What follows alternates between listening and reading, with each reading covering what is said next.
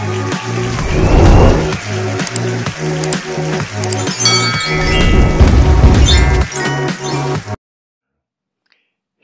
po ito spaghetti ng Jollibee. Hindi po ito spaghetti ng McDonald's. Ito po ay Pinoy spaghetti ni Mambong. Itong aking version. Yung iba, sinasabi nila parang Jollibee. Yung iba, sinasabi Pinoy na Pinoy. Ito ang pakikita ko sa inyo kung ano ang Pinoy spaghetti ni Mambong. Ngayong araw na to, ito ang ating dadaliin. Kung ano po ang napakasimple na sauce ng spaghetti ni Mambong, pero napakasarap. Nagpauna na ako. Nagpapakulo na ako ng tubig para sa ating noodles. Paborito ko pong gamitin itong barila. Ewan ko sa Pilipinas po, sana meron din pong ganito. Pero sa Bay Area, ito po very common lang. Napaka-al dente, hindi po siya lumalapsak pagkaluto niya. Yan ang ating gagamitin. Ito po ay 1 pound. 1 pound na noodles. Nagpapakulo na ako.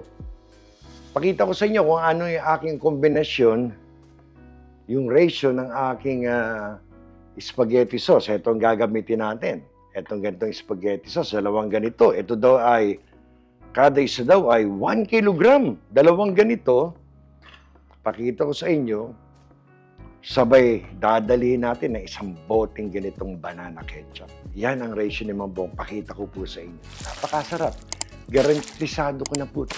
Marami na pong potluck na napuntahan po ito. So pagbalik ko, simulan natin. Pati noodles, sasalang na natin. Pati garlic bread, pakikita ko sa inyo kung paano. Okay?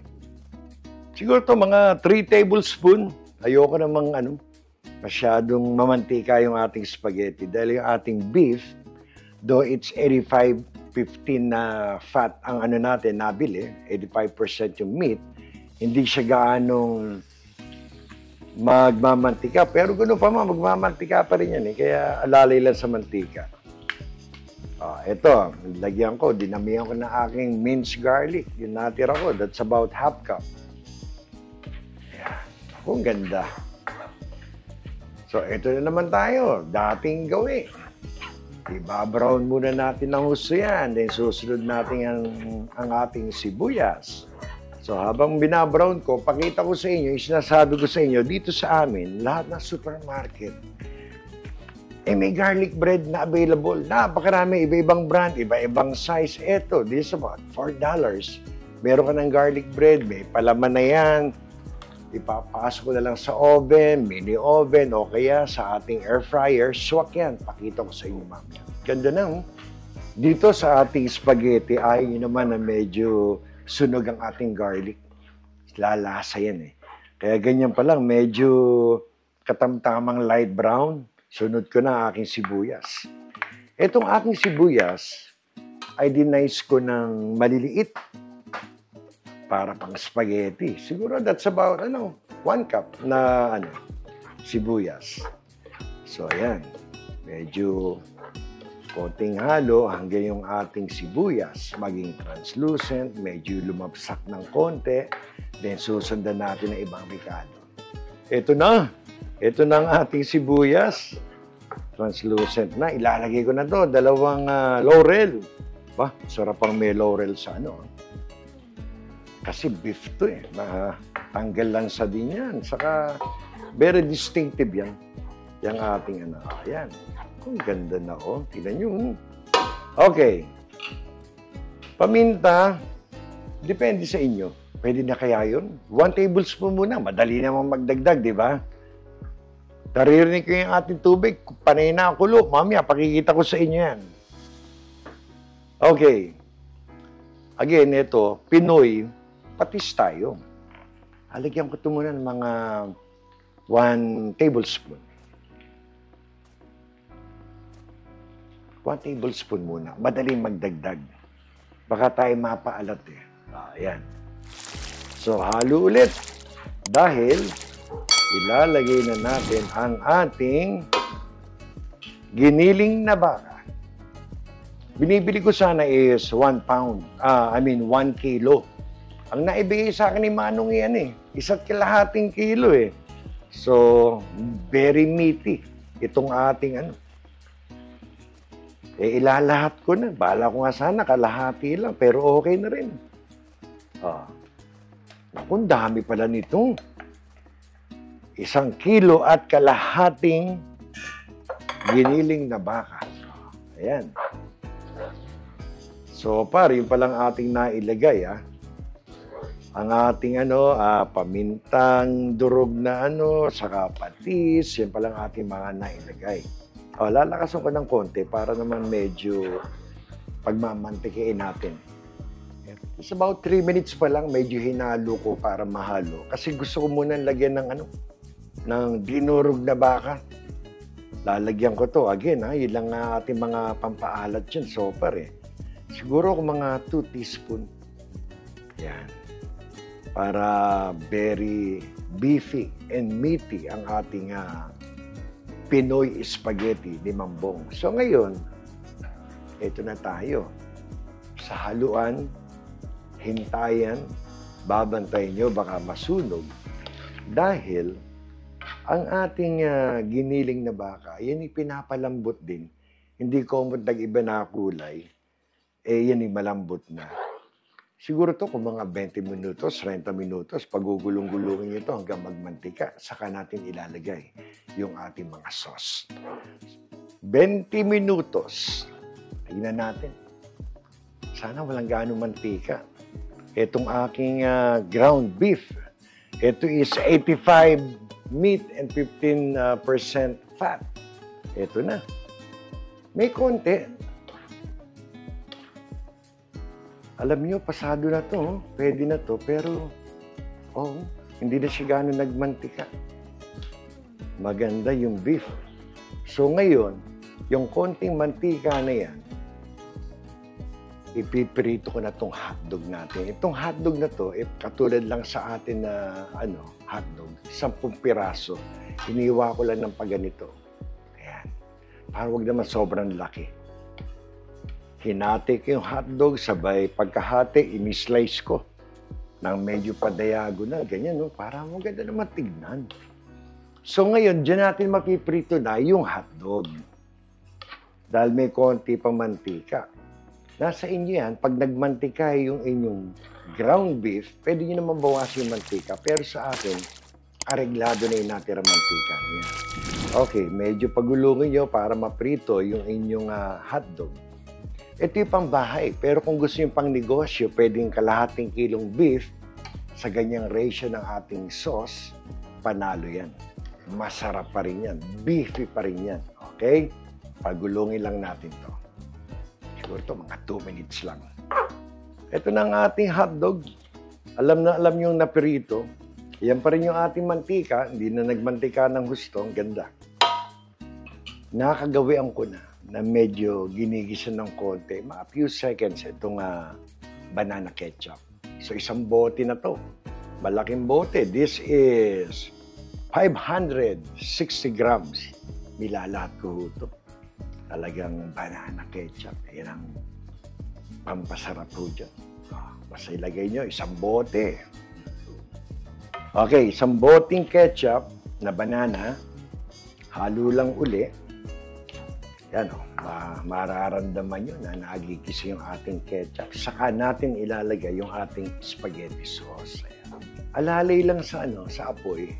Kasi madaling masunog itong mga ketchup saka itong mga spaghetti sauce. Siguro to a little below medium Basta alalayin nyo lang na mararamdaman nyo kung masusunog o hindi ang inyong mga sarsa. Eto na. 1 minuto. Ganda ng aking ketchup Ayan. Nadagdagan ng konting mantika dahil sa ketchup din yan. Okay. Ito ngayon, ang ating 1 kilogram each daw na ating spaghetti sauce. Ayan. Ginupit ko na ito. Ito, normally, ganitong aking estilo dito Pag naibus ko sa gitna, tutupiin ko siya. Nakala mo, papeles. Gusto ko masimot lahat Ayan Ganito, gayaan yung estilo ko kung ito mag-work sa inyo. Ayan Naku, may tilamsik pa ng konti, oh. O, di nasimod siya ng gusto. Ganun rin ang gawin nyo doon sa ating pangalawang sauce. Ganun lang yung estilo niya, no? O, pangalawa. Okay. O, yan ang ating pangalawa. Lagyan natin dito. Di nasimod natin ng maganda. Ito na. Siguro to, give it another 10 to 15 minutes. Halo uli kasi baka masunog. Ito na. So siguro to another 10 or 15 minutes, madadali na to, kukulo na yung natin. Then may ilalagay pa ulit tayo. Nahalo ko ng maganda. Hintayin natin mag-bubbles yan. Konting halo uli. Alam nyo, tinikman ko, dinagdagan ko ng another 1 tablespoon na patis. Again, nasa inyo po yan, ha? Pero swak sa akin. So ngayon, bago natin lagyan ng asukal, ito po ay half cup na white sugar. Pwedeng brown sugar, kahit anong sugar pa yan, pero bago ang lahat.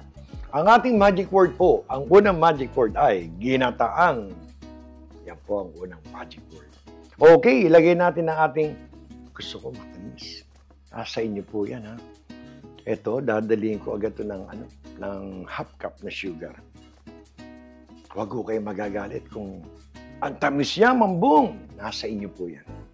O, ilagay natin dyan. Alam nyo, halo-haloyin ko lang to. Para mag-blend lang yung sugar. Tatakpan ko to.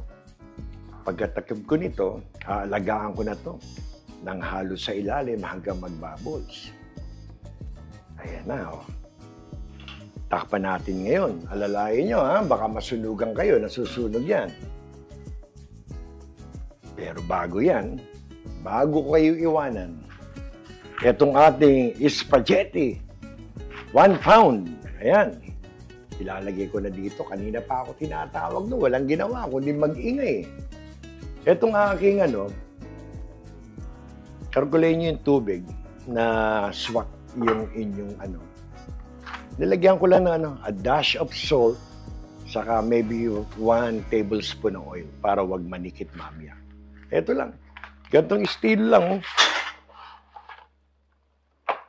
Kayo ba naglaro nung araw? Nung kayo bata, naglaro po ba kayo ng chopstick? Ganyan lang po. Pick up stick pala, hindi pala chopstick. There you go. Kaya pagbalik ko, luto na yung ating noodles. Nagbabubbles na to. Papakita ko sa inyo, pati yung ating garlic bread, ilalagay ko na rin sa oven na maliit. Okay? Ito na. Ayan ang bubbles na sinasabi ko sa inyo. Alam nyo, panay ang alalay ko kanina. Bukas, halo, bukas. O, ayan, oh. Yan ang indikasyon na yung ating sauce na, luto na yan. Ganda. So, ngayon, malapit na to. Areglado lang yung kanyang alat, areglado yung tamis, pero lalagyan ko nito ng parmesan. Ito ang pang-cheesy nito.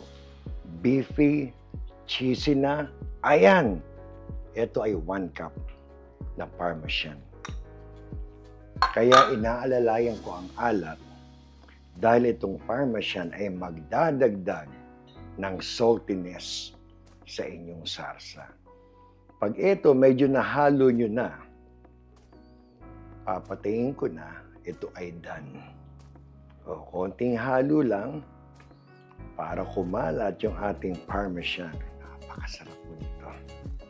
Maniwala po kayo. Ang sarap. Kaya ang ating second magic word ay biya. Yan po ang i-comment nyo sa Messenger po. Hindi po sa Facebook, hindi po sa YouTube, kundi po sa Messenger. Yan po ang inyong entry para sa pangatlong parapon sa paulam ni Mambong. Ito po ay done na. Pwede nyo na pong patayin. At ito pong aking garlic bread, kalahati lang ang aking air fry. Pwedeng mini oven, air fry. Dahil yung dalawang anak ko, paborito yan. Kami po ni Beron. Kami po ay isang Pinoy. Munay po. pan de limon ang katerno namin. Masarap yan. Pan de limon, lalagyan mo ng spaghetti, panalo. May parmesan na, dadalhin ko to. May sasarap pa ba? Sa keso na Eden cheese, napakasarap. Ilalagay ko sa ibabaw, microwave ko ng konti, matutunaw sa ibabaw. Napakasarap. Pakita ko sa inyo lahat yan. Luto na rin ang ating noodles. Kapag balik ko, plating na tayo. Ang ating pong pasta ay al dente. Ito na po ang ating garlic bread. At merong Eden cheese sa ibabaw na tinunaw. Ayan po. Ang Pinoy spaghetti ni Mang Boong. Matamis. Sabi ng iba, parang Jollibee daw ang ginagawa ko. Sabi ng iba, mas masarap daw. Yung iba naman, mas gusto ang Jollibee. Kayo na humusga. Tikman niyo. Napakasarap. Ang dami na pong napuntahang potluck itong sarsa na to. Ayan po, ilapag natin dito. Kaya muli, isa na naman pong mapagpalang araw para sa inyo pong lahat. Salamat sa Diyos. Meron po tayong Pinoy na spaghetti. Hanggang sa muli, kayo po'y kaiingat. Salamat.